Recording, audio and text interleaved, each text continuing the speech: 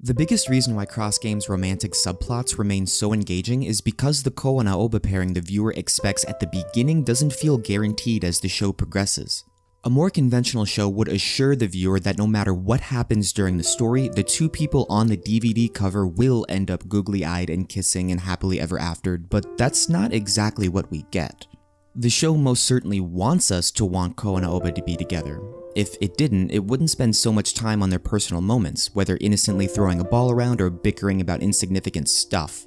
It wouldn't show the ancillary characters quietly supporting their partnership, nor the other romantic candidates willingly give up their pursuits. And it certainly wouldn't find every excuse to get these two people in the same room on the same field in the same neighborhood. Using every tool at its disposal, Cross Game makes us want the classic romantic ending for our two heroes. But the tension the show creates doesn't come from other suitors or hurt feelings or any of the other conventional ways anime throws a wrench into romantic stories. Adachi himself has done this a few times, whether in Touch with the charming but obviously fruitless pursuits of the Nita siblings, or in H2 with the unfolding triangle between our heroes and Ikari. But Cross Game's drama doesn't progress with the interjection of other characters, but with the compatibility of our leads, in that there's nothing that suggests that Kou and Aoba would make good partners for each other. Of course, traditional compatibility isn't the be-all end-all of healthy partnerships. All of the moments in Cross Game that convince us that Kou and Aoba are totally in love with each other feel like genuine sparks of romance. Before Kou pitches in his first practice game, he asks to play catch with Aoba away from the crowds in a park at night, and with one pitch he tears a place right into her heart. All of the complaints that Aoba had about Kou up until this point, that he was messy and lazy, unwilling to commit to anything, and unwilling to better himself, disappear with one pitch, making her question exactly how she feels about this person she claims to hate. In a later episode, Kou recognizes that Aoba has been itching to pitch, and so they switch places, demonstrating Kou's sensitivity to Aoba's feelings and his willingness to take a supporting role. And they're not just baseball related. The Valentine's Day episode shows Aoba buying an extra box of chocolates obviously for Kou, and then chickening out at the last second asking Kou to give them to Azuma. She does this again by making a cake on Kou's birthday, an obviously inferior one to Akane's cake at that, and testing him by giving it to him only after he claims to be full from Akane's. And because he cares so much about her, Kou powers through and finishes Aoba's cake without a complaint.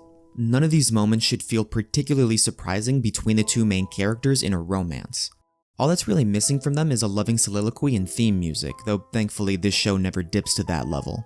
What makes them surprising is that they come from two characters who ordinarily would have no business being together. All of the secondary characters seem to understand that they're pushing for a pairing that doesn't have much of a chance.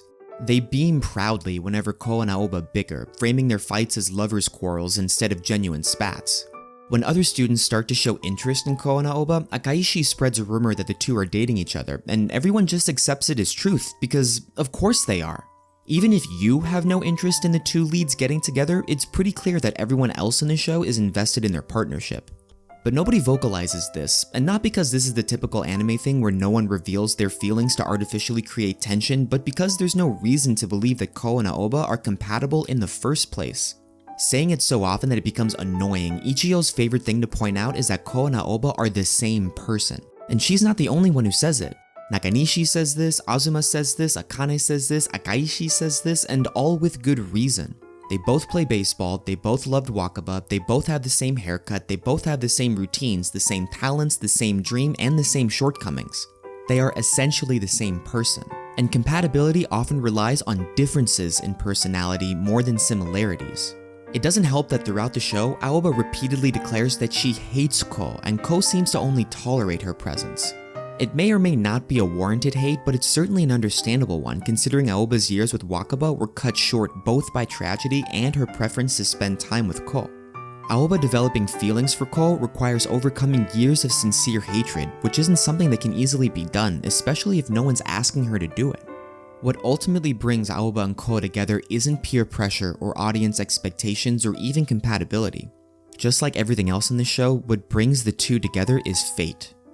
Before the final match against Ryul, Kou takes Aoba aside and asks her for a form check, ostensibly preparing for the biggest game of his life, but more importantly getting alone time with her. When the topic of conversation flows from the upcoming game to Kou's relationship with Akane, Aoba straight up asks Kou who he likes more, she or Akane.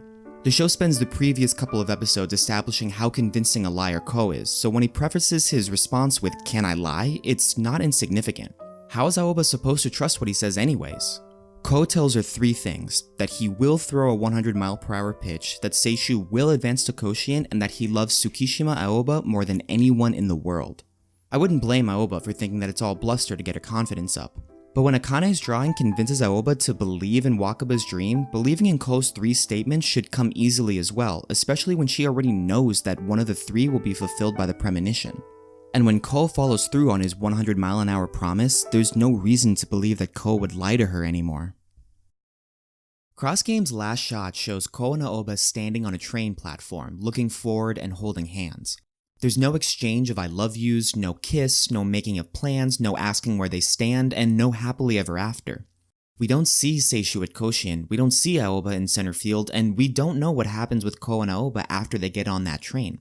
Maybe it's an unsatisfying ending for a viewer invested in Aoba and Kou's relationship, but not divulging whether they end up together makes sense in context. Both Aoba and Kou develop their relationship with the tragedy of Wakaba's death hanging over their heads. For both our heroes, getting together with someone else, much less the person that Wakaba herself loved, might go against the wishes of the person they both cared for the most.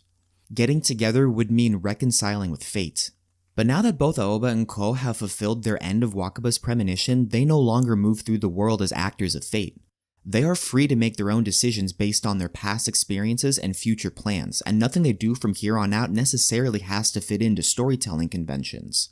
Life has a way of constantly subverting our expectations, and even if only subtly so, that this show does it as well at its climax makes it feel that much more genuine. Cross Game's magic comes from the melancholy of true experiences. Sometimes people die when they're not supposed to. Sometimes people who aren't supposed to get together fall in love with each other. The events of the show's final episode confirm what we learn in episode 1, that Cross Game is a story of romance forged by fate, just not with the 2 characters that we expect.